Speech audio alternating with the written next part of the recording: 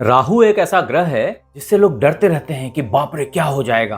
यहाँ पे मित्र ये समझने वाली बात है कि राहु मेष राशि वालों के लिए बहुत अच्छे कभी भी नहीं रहे हैं। कुछ ही पोजीशन है इनके जो मेष राशि वालों के लिए लाजवाब बोले जा सकते हैं, जिसमें खास करके ये आपका एकादश भाव कुंभ राशि है। इस कुंभ राशि में आपके लिए मेष राशि वालों कोई भी ग्रह खराब प्रभाव नहीं दे पाते।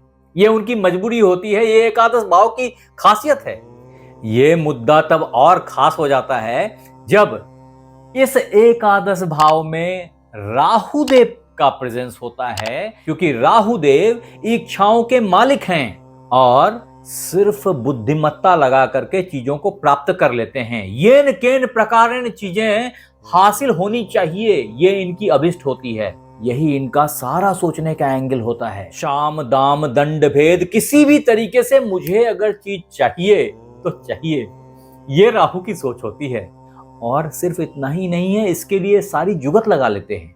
ये मेष राशि वालों के लिए एक वरदान से कम नहीं है राहु का इस जगह पे प्रेजेंस। और आपको जान के आश्चर्य लगेगा कि राहु शतभिषा नक्षत्र में, जो कि इनकी खुद की नक्षत्र है, उसमें विराजमान अपने मित्र के भाव में। तभी मैंने ये टाइटल लिखा है मेष राशि के एकादश भाव और शतभिषा नक्षत्र में 6 महीने राहु का तांडव। तांडव क्यों? तांडव इसलिए कि भगवान शिव ने जब तांडव किया था तब सृष्टि का सृजन और संहार करते हैं वो, और उस नटराज के स्वरूप का दुनिया में बहुत वैल्यू है। ऐसे में मित्र, अगर आप इस बोर्ड को एक बार देखें और अगर आपकी मेष लग्न अथवा मेष राशि है, तो ऐसी स्थिति में ये राहु देव यहां से गिनेंगे तो आपके एकादश भाव में आएंगे। और अगर राहु की सोच रखें एक बार, तो ये पूरी 30 डिग्री का कोण है, यहां से इंटर होते हैं, क्योंकि ये उल्टे चलते हैं। तो पहली चरण जो शतभिषा नक्षत्र में इनकी परी, वो वास्तव में चौथी चरण है, जिसको इन्होंने 25 जनवरी को खत्म कर लिया। लेकिन अभी भी फरवरी, मार्च, अप्रैल, मई, जून, जुलाई, ये 6 महीने आपके हाथ हैं। इस 6 महीने में आप जो चाहोगे वो प्राप्त कर लोगे मेष राशि वालों। ये इस पूरे एपिसोड का क्लू है।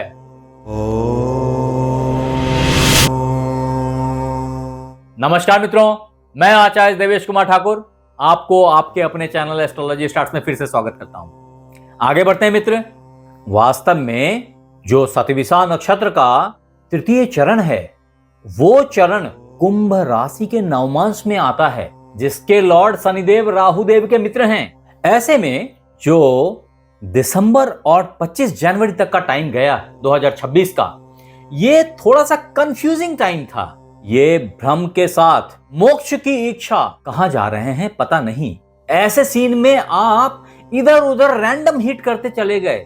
लेकिन अभी 25 जनवरी ऑनवर्ड्स ये बिल्कुल स्पेसिफिक सर्च है। वास्तव में मेष राशि वालों के लिए ये गूढ़ ज्ञान, अपनी हर तरह की इच्छाओं की पूर्ति करने वाला, तकनीक, विज्ञान, नेटवर्किंग, इन सब से फायदा लेने वाला, इन सब की इच्छा रखने वाला, इन सब से सामंजस्य बिठा करके सफलता को प्राप्त करने वाला प्रचुर मात्रा में धनदायक टाइम है आपके लिए, जो कि 29 मार्च 2026 तक चलेगा। ये जो थर्ड फेज ऑफ शतभिषा नक्षत्र है ना, इसमें आपने थोड़ा प्रयत्न कर लिया, आप अकूत संपत्ति के मालिक हो सकते हो। जितना चाहोगे उतनी धन की प्राप्ति हो जाएगी। वास्तव में मेष राशि वालों के लिए करोड़पति बनाने का एक योग है ये। तदोपरांत मित्र, राहुदेव 29 मार्च से 21 मई तक, यानी कि पूरा का पूरा अप्रैल और पूरा का पूरा मई, ये 2 महीने शतभिषा नक्षत्र के द्वितीय चरण में प्रवेश कर जाएंगे या बने रहेंगे, ऐसा बोलिए।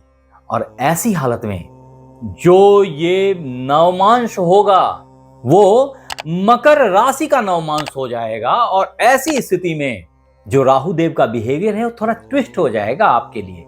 ये ट्विस्टिंग कहां गिरेगी? ये ट्विस्टिंग गिरेगी इच्छाओं के ऊपर। कौन सी इच्छा? जो आपके लिए कर्म की इच्छा है, जॉब की इच्छा है, कैरियर की महत्वाकांक्षाएं हैं और शॉर्टकट अपना करके भी चीजों तक पहुंचने की लोलुपता है।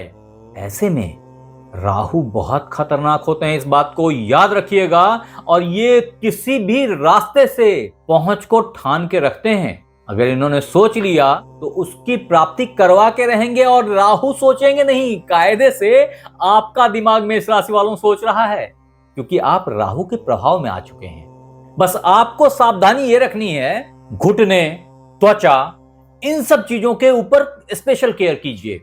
जबकि इसके विपरीत जब राहुदेव शतभिषा नक्षत्र के तीसरे चरण में थे, यानी कि मार्च में, वहां आपने जो ध्यान देनी थी वो था अपने नसों के ऊपर, अपनी तंत्रिका तंत्र के ऊपर। और अब आपको ध्यान देनी है अपने घुटने के ऊपर, हड्डियों के ऊपर और त्वचा के ऊपर। इसमें कुछ परेशानियां देखने में आ सकती हैं। यूं भी बोल सकते हैं कि अचानक से लाभ इन चीजों का भी होगा। अगर ये चीजें खराब चल रही थी तो इसमें जबरदस्त सुधार देखने में आएगी आपको।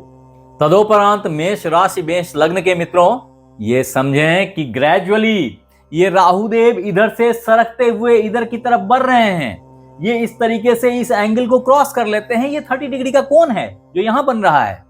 और ऐसे में जब राहुदेव यहां पहुंचेंगे तब तक शतभिषा नक्षत्र का प्रथम चरण आ जाएगा, जो कि 31 मई से 2 अगस्त तक चलेगा। यानी कि फिर से 2 महीने, मतलब जून पूरा और जुलाई पूरा। इस 2 महीने में आपकी मुलाकात एक अजीबोगरीब गुरु से होने जा रही है, जिनका विचार समाज के प्रति विद्वेषात्मक हो सकता है, विरोधात्मक हो सकता है, सत्ता परिवर्तन की चाह हो सकती है जिनकी। आपके अंदर एक स्वतंत्र, उन्मुक्त धर्म ज्ञान, आशावाद के साथ जागृत हो जाएगा। यहां बैठा हुआ राहु पारंपरिक ज्ञान को चुनौती देता है।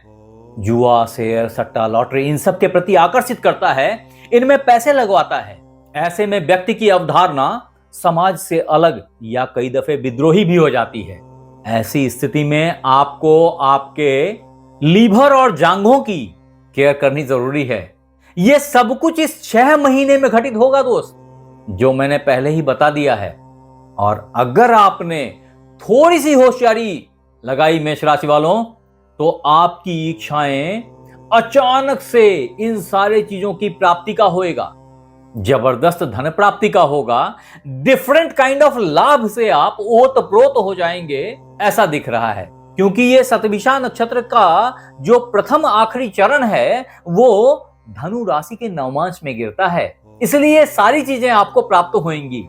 तो ये था मेष राशि के एकादश भाव और शतभिषा नक्षत्र में 6 महीने राहु के तांडव का विश्लेषण। अगर ये आपको अच्छा लगा तो लाइक करें, सब्सक्राइब करें, शेयर करें। अगर फेसबुक पे देख रहे हैं तो फॉलो कर लें। आप हमारे साथ बने रहे, इसके लिए बहुत बहुत धन्यवाद। आपसे फिर मिलते हैं अगले एपिसोड में। तब तक अपना ख्याल रखें। धन्यवाद।